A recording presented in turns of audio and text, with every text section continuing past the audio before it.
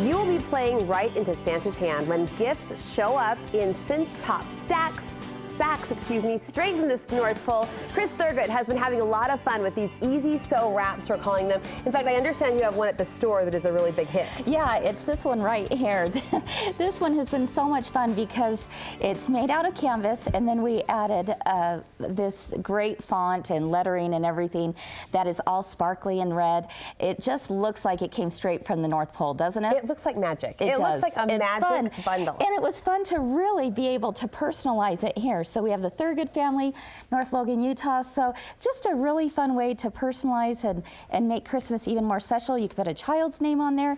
You could, you know, do whatever you want, but it's really fun. In the case of this sack, it's definitely the glittered, personalized message. But as you look at the sacks you made, is it the fabric you use? Is it the bow on top? What makes them so magical? I think it's the fabric you're using. You know, if you're going through the fabric store and you're looking for a fun print and you see it and you say, oh, that would be such cute wrapping paper. You know what? Go ahead and make that into a gift bag, because I'll tell you, it's a lot less waste than all the paper. Right. And you can reuse them over and over again every year. Well, and ease of wrapping. I'm going to throw that idea out there. I am not the best wrapper in the world. I mean, if you've got something that is really hard to wrap, just throw it in a bag, tie a bow on it, and call it good. So, obviously, the sizes vary, but how much fabric approximately do you need? You know, it really depends. If you're going to do, you know, if you have something in mind that you're trying to wrap, that's going to be difficult to wrap, I would do about twice the width and twice the height, you know, to try and get a really nice full bag. Because you want some fluffage at the top, right? Exactly. Fluffage, technical term. I like that. I'm going to use that now on. Okay.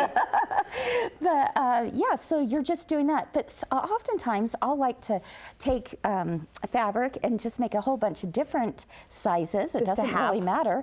And then I go, oh, I'm so glad I have that. Boom, I'm going to just throw it in. So you feel like a true elf when you can come to the rescue with the right package at the right time. All right, show us how to stitch it together. Okay, well, there's lots of different ways to do these bags, but I'm going to show you one very simple way to do that today, and that is how to do a fully lined bag. So I'm going to take this fabric on top, and this is going to be the outside of my bag, and I want it lined, and so I took another piece, and that's going to be my lining. All I'm going to do is put those two pieces right sides together and line it up. Then I'm going to take it to my sewing machine, and I'm going to sew down this side, and I'm going to sew down this side. Okay, just really, really simple. Straight stitch, anyone can do that, right? So here we go. We have our lines already stitched here.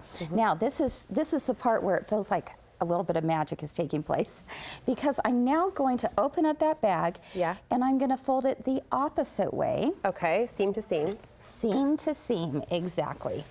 Okay, so I'm matched up right here and right here.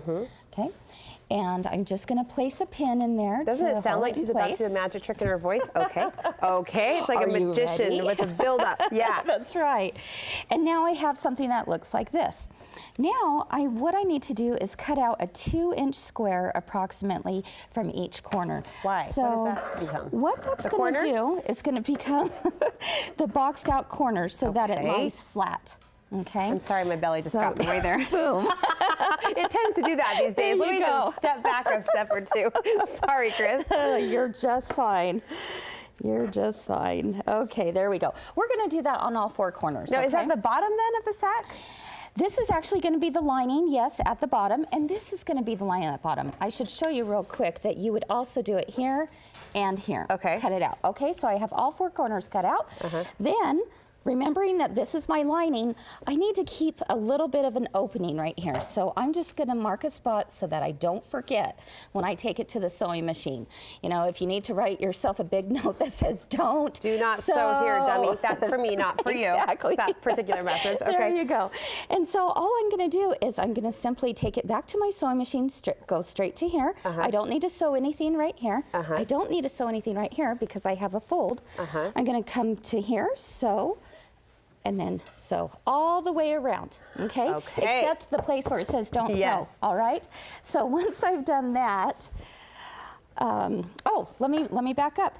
What I have to do is, once that is sewn, I'm gonna pull these bottoms out, okay? So you'll see it right here. All right, so what I did here in all of the mentioned places. Yeah, I sewed in all the places. I pulled out that corner so that I would have a chance to sew it all the way across. What that did is it's called boxing out your corners. So you see in all these places, again, I just pulled that and sewed it down. Okay. So finally, remember that opening that said do not sew? Yes. There you go. So that was there for a purpose. We knew it. exactly. We knew it all along. Yep. So we're going to see how quickly I can pull this out. I love the fabric. This is where you can have fun with the fabric combination. Yeah, I know a lot of times absolutely. Santa or mom and dad even like to coordinate the wrapping paper. Yes. You could have so much fun with all the darling fabrics yeah, that are out there. Absolutely.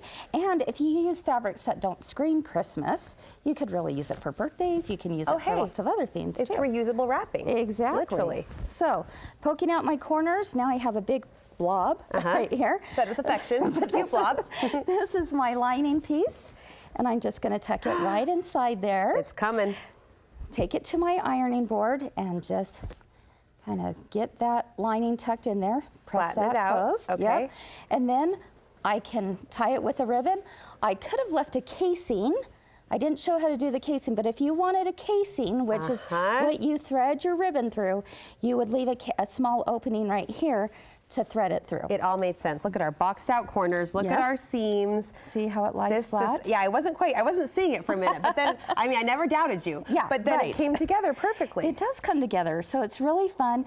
And of course, this is a nice big long one if you had something, a longer gift to put in, but it also cinches right up into a small ball if you need it. The ribbon, the fabric, it gets so fun when you coordinate all of those patterns and colors. It really does. Chris, thank you. You're welcome. Super cute ideas, and you'll find more great sewing ideas and project ideas at the store. You've got some fun Christmas events too. Oh, you know, this is a great time of year. People come in for not only great gift ideas, which they're doing really quick projects right now, but sewing machines and sergers and all that fun stuff that only Santa can bring you. Santa's a regular visitor at your store, isn't he? All right. He is. Thank you so much. You're welcome. My Girlfriend's Quilt Shop up in Cache Valley is where you want to go. And we'll link you over to their website to make it easy. That's studio5.ksl.com. Click on our projects tab there at the top of the screen.